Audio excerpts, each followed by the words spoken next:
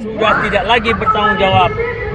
Pak Tanjung sebagai Panglima ABRI tahun 97 tidak lagi bertanggung jawab. Yang bertanggung jawab hilangnya itu adalah Dan Kopassus baru Mudi.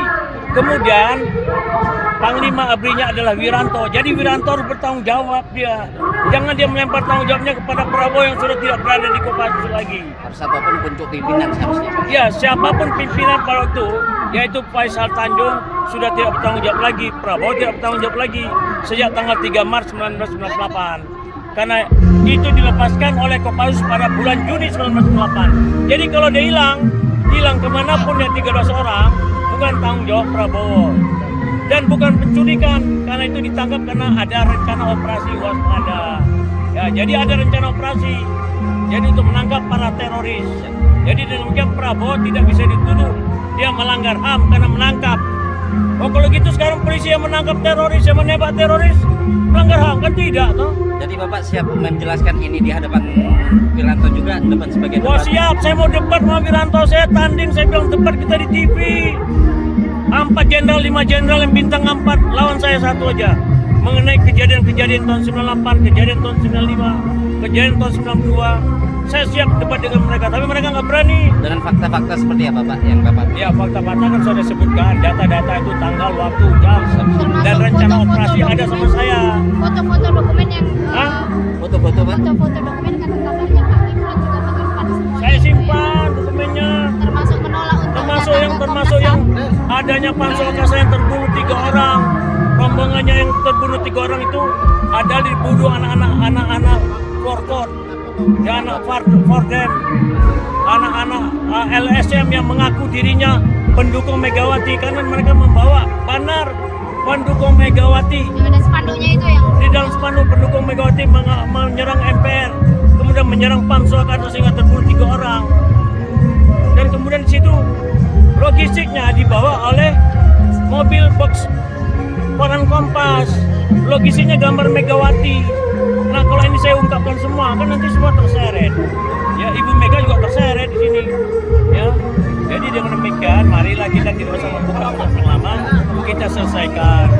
Prabowo rencananya kalau jadi presiden dia akan rekonsiliasi semua unsur-unsur yang terlibat di dalam masalah peristiwa Mei, November 98, Talang Sari yang terlibat adalah Ganem dulu itu, Hendro Priyono, peristiwa Ambon, peristiwa Poso, peristiwa Ketapang, dan kemudian peristiwa di Kalimantan Tengah, Sampit. Semua kejadian termasuk kejadian 65 dulu, 65.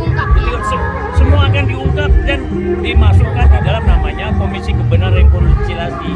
Semua yang bertindak di situ, kejadiannya saya punya data-data. Nah, datanya sudah saya simpan di dalam memori.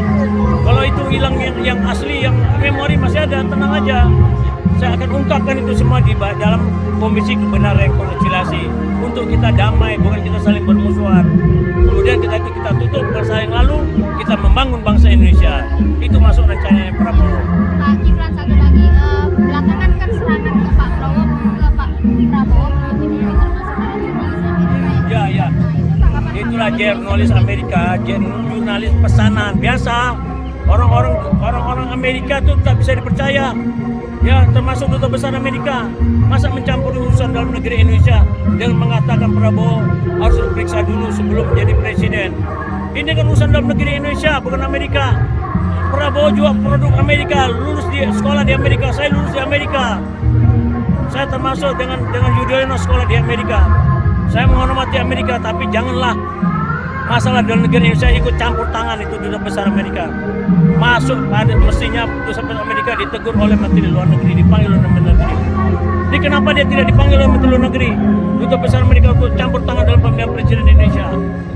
Saya sangat menyesalkan sekali ini kejadian bahwa dia mengecam Prabowo yang masalah-masalah hak asasi manusia. Bukan Prabowo saja yang perlu dikelirkan masalah korupsi. Dia tidak pernah melanggar hak asasi manusia orang. Gak pernah Prabowo ini. Penangkapan sah secara hukum dilepaskan oleh Mudi dan kemudian oleh Wiranto Panglima ABRI. Berarti kalau yang Prabowo dikatakan melanggar hak manusia, Wiranto juga melanggar hak asasi manusia. Pak Kiflan satu lagi, tadi Bapak menyebutkan yang 720, saya agak ini 720 miliar 750 miliar. Prabowo tinggalkan. Untuk Kostrad sepeser pun tidak diambil. Saya tinggal Kostrad sepeser pun tidak ambil. Tapi setelah pangkostrat yang lain saya tinggalkan. Saya dengar itu ada yang ngambil sampai 160M, ada yang ngambil 20M, seenaknya saja. Jadi kelihatan bahwa Prabowo sama saya tidak ada terlibat korupsi. Bisa dibuktikan. Jadi maka kita tidak takut ngomong, tidak terlibat korupsi, tidak terlibat asal-asalnya manusia. Kita berani ngomong.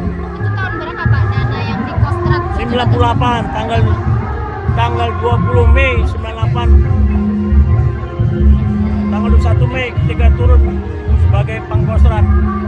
Ya, sebagai 21 Mei sebagai Pangkostrat turun, dia meninggalkan dana sekian banyak, tidak pernah diambilnya sepeser pun, dan saya tinggalkan juga tidak pernah saya ambil sepeser pun. Tahun yang sama ya Pak? Di tahun yang sama saya keluar dicopot oleh Wiranto tanggal 20 Juni 1998. Jadi Pati LL, Pati Luntang Lantung, nggak punya meja.